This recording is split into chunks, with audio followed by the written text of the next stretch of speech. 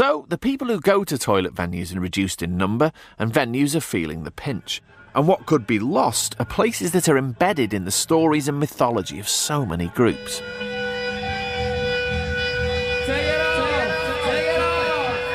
Well before they began selling out arenas and stadiums, Manic Street Preachers toured Britain's toilet venues. And at that point they were a four-piece band, much of whose early renown revolved around their guitarist, lyricist and all-round Minister of Information, Richey Edwards.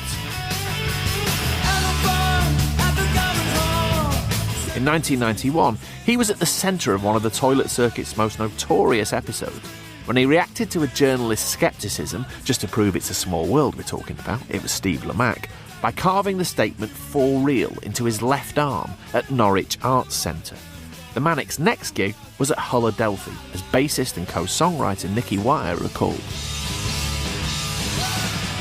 Philadelphia was amazing. The second gig with Richey was actually still good, but he walked off early because his arm was giving him so much pain.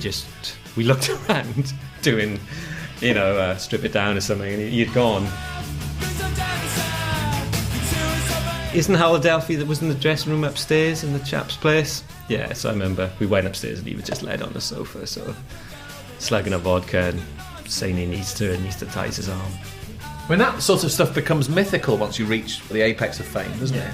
The very idea that Richey, recovering from slashing his arm, was upstairs at the Philadelphia swigging vodka while you played Strip It Down as a three-piece. On the face of it, there's nothing glamorous about it at all, and yet anyone who falls for your group, that's the absolute essence of what it's all about. Really. What I'd say as a band, it was really glamorous at the time. As long as you know you're not going to be stuck in it forever.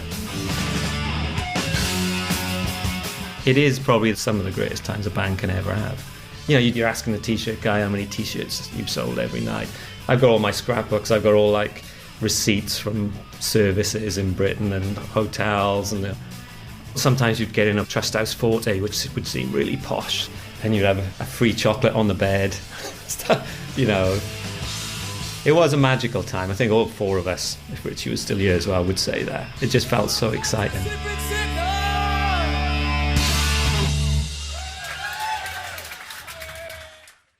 Nicky grew up not far from Newport. He went to TJ's as a punter, and his band played early gigs there.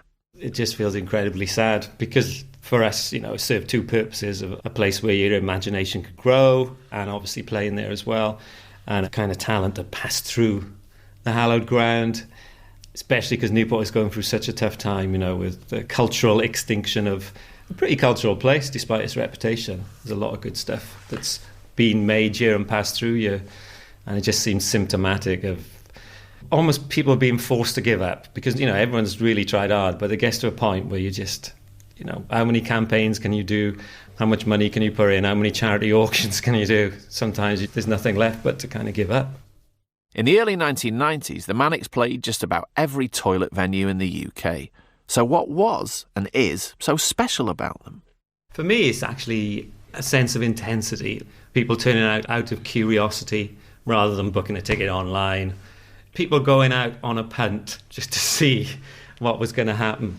Now it's all about the band being lovely to the audience, and I think that kind of venue encouraged a sense of animosity and energy, real energy and intensity that it's just gone. The other thing I recall from seeing you play these sorts of places around this period is people in those days would still pay 5 or 10 quid to go and see a group to express how much they didn't like them. Yeah.